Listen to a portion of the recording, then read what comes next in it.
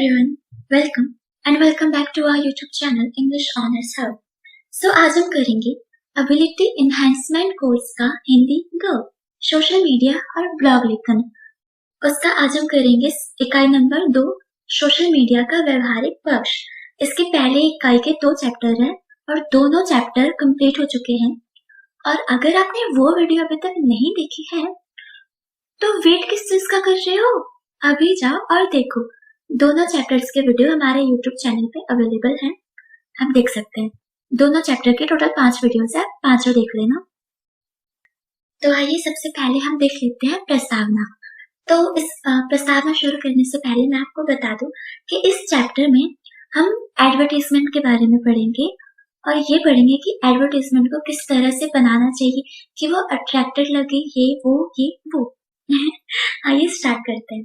अब देखो, जो भी विज्ञापन या संदेश होता है ना, वो थोड़ा अट्रैक्टिव लगना चाहिए, है ना, बिल्कुल लगना चाहिए। जब तक अट्रैक्टिव नहीं होगा लोग उसको पढ़ेंगे ही नहीं।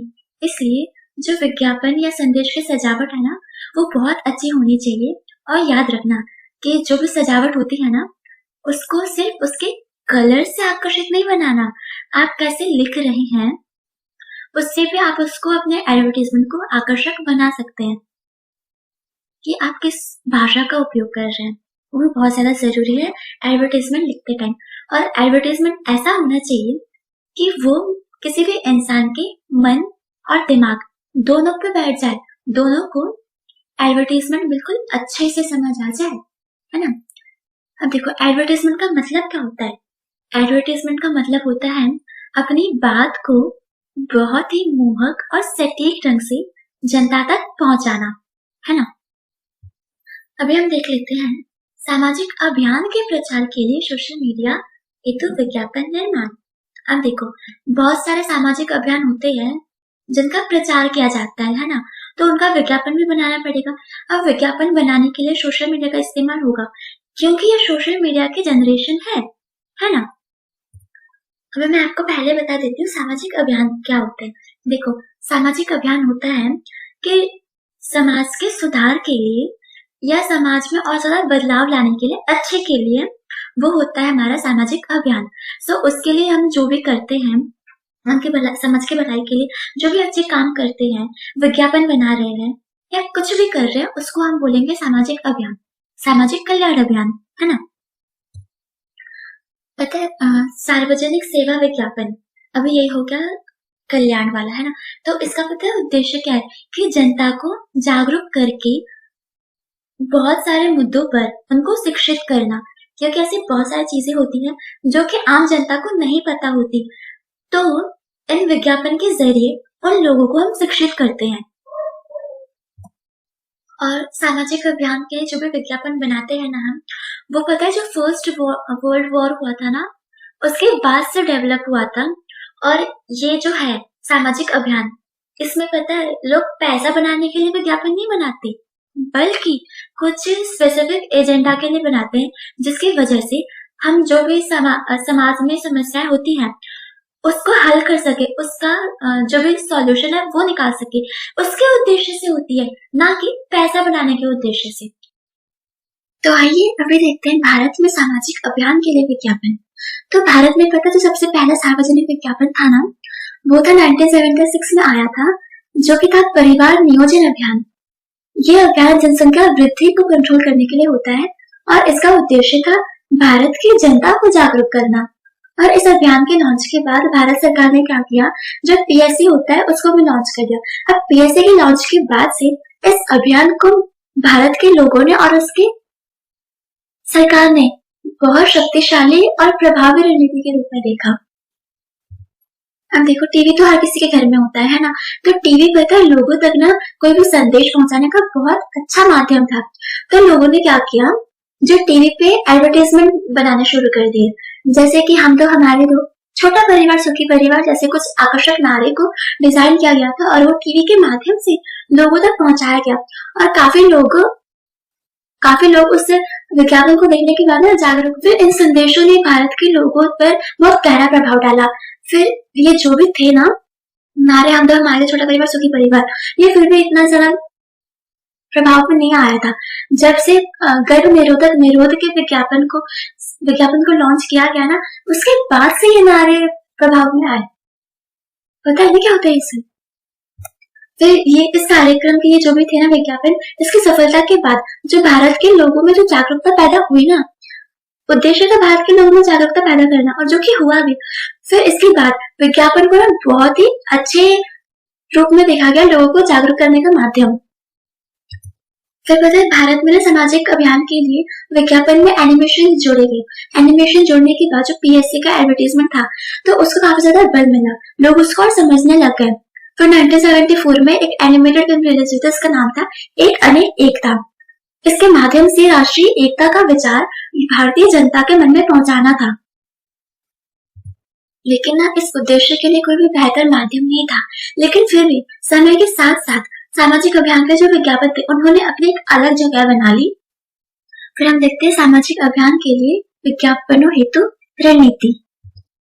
तो इसमें इसका सबसे पहला पॉइंट था, सामाजिक अभियान के लिए विज्ञापन को नियोजित करने के लिए आपको सबसे पहले जो भी आपका संदेश है उसका संक्षिप्त में समराइज करना पड़ेगा, ताकि यह पता चल सके कि जो भी आपका संदेश है वो समाज की भलाई के लिए है, ना कि आपके खुद की भलाई के लिए या आपके प्रोडक्ट को बेचने के लिए, और ना ही क्रेडिट बनाए रखने के लिए अपने लिए, बल्कि इसका एकमात्र उद्देश्य होना चाहिए लोगों को शिक्षित करना और उनको जागरूक करना। फिर उसके बाद आपको यह तय करना पड़ेगा कि संदेश के लिए कौन सा माध्यम लोगों तक पहुंचाने के लिए अधिक लाभदायक है, किस विज्ञापन माध्यम से लोगों तक वो संदेश बहुत अच्छे से पहुंचे और उसका सही परिणाम भी देखे। फिर आता है आपको अपने उन दर्शकों का चयन करना पड़ेगा जिनसे आप संपर्क करना चाहते हैं, या चाहे वो पूरे समुदाय की जागरूकता के लिए हो, चाहे उन स्पेसिफिक दर्शकों जिन्हें आप आयु, लिंग, जाति या कैसे भी विभाजनों के आधार पर देखना चाहते हो या उनकी राय लेना चाहते हैं, है ना। फिर फोर्थ पॉइंट है हमारा बजट। अब बजट का निर्धारण भी बहुत जरूरी है। तो सबसे पहले मेन क्वेश्चन ये है कि जो भी आप अभियान कर रहे हैं उसके लिए राज्य या सरकार आपको कितना बजट देती है, कितना प्रोवाइड करवाती है ना। आप उसी के बेस पे अपना विज्ञापन तैयार करोगे ना। और पता है किफायती होने या किसी कोई प्रभावशाली व्यक्तित्व होते हैं, जैसे कि कोई फिल्म स्टार, सेलिब्रिटीज, उनको अपने विज्ञापन में शामिल करने से ना संदेश की प्रभावशीलता और ज्यादा बढ़ जाती है, क्योंकि लोग उसको और ज्यादा देखना पसंद करते हैं। फिर है आपको उस उपकरण या तकनीक का निर्धारण करना पड़ेगा जिससे आप संवाद कर सकते हैं और अपने उन दर्शकों तक पहुंच सकते हैं, और यह चुन लेंगे कौन सा माध्यम आपके लिए अधिक लाभकारी होगा, है ना। फिर है आजकल मीडिया में पता है बहुत कंपटीशन बढ़ रहा है, तो कोई भी पीएससी अभियान शुरू करने से पहले जो उच्च अधिकारी होते हैं उनसे जाके मिले, उनके प्रतिनिधियों और निर्देशकों से मिले, और जो भी आपके मुद्दे हैं उसके स्तर को ध्यान से जाने और अपना समय और संसाधन दोनों ही बर्बाद होने से बचाए, है ना। फिर हमारा विगत दशकों में भारतीय सामाजिक अभियान हेतु विज्ञापन के मुख्य सामाजिक उद्देश्य या मुद्दे। पहला है हमारा एड्स जागरूकता। तो ऐसा ना अनुमान लगाया गया है कि हमारे देश में 30 लाख से ज्यादा लोग एड्स से पीड़ित हैं, और भारत में गरीबी और शिक्षा और खराब स्वास्थ्य, ये सारी चीजें बहुत ज्यादा चुनौतीपूर्ण है लोगों के लिए। तो इसको ध्यान में रखते हुए लोगों में जागरूकता पैदा करने के लिए शबाना आजमी ने एक सार्वजनिक सेवा विज्ञापन प्रसारित किया था, जिसकी थीम थी एड्स छूने से नहीं फैलती, ताकि लोगों के मन में जो डर था कि ये एड्स छूने से फैलती है वो दूर हो सके और लोग और ज्यादा जागरूक हो सके। फिर हमारा पल्स पोलियो जागरूकता।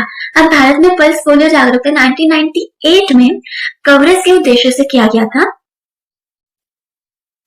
और इस विज्ञापन के लिए ना अमिताभ बच्चन जैसे हस्ती ने इस आंदोलन में बहुत महत्वपूर्ण भूमिका निभाई थी। दुनिया के लिए जागरूकता। अब cricketer Sachin Tendulkar diabetes care company के ब्रांड एम्बेसडर है। अब देखो यह बीमारी कितनी गंभीर है, इसको हम सभी समझ सकते हैं।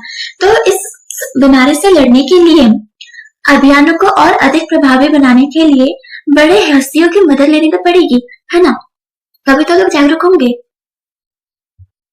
फिर है हमारा अच्छी स्वास्थ्य की आदतें। अभी इस अभियान का उद्देश्य है कि विभिन्न मीडिया चैनल के माध्यम से अगले कुछ महीनों में भारत में लगभग 74 मिलियन से अधिक लोगों तक स्वच्छता की अच्छी आदतें पहुंचाने का। अब आपने स्वच्छ भारत अभियान ये नाम तो सुना होगा, है ना?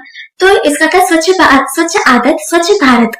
यह अभियान स्वच्छ भारत अभियान का ही अनुरूप है और इसको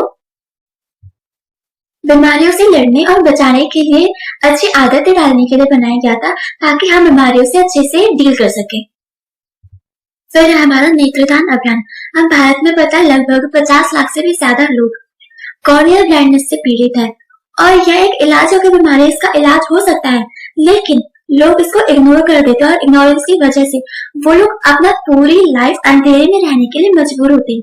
तो इस समस्या के समाधान के लिए लोगों में ये जागरूकता पैदा करने की जरूरत है कि मरने के बाद हम अपने आईज डोनेट कर सकते हैं और वो उस इंसान तक पहुंचा सकते हैं जिनके पास आंखें नहीं है ना?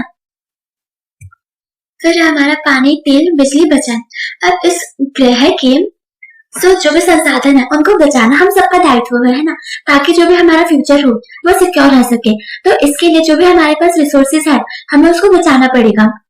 तो इसको बचाने के लिए पिछले 1.5 साल से ना टीवी पे बहुत सारे विज्ञापन भी प्रसारित किए जा रहे हैं।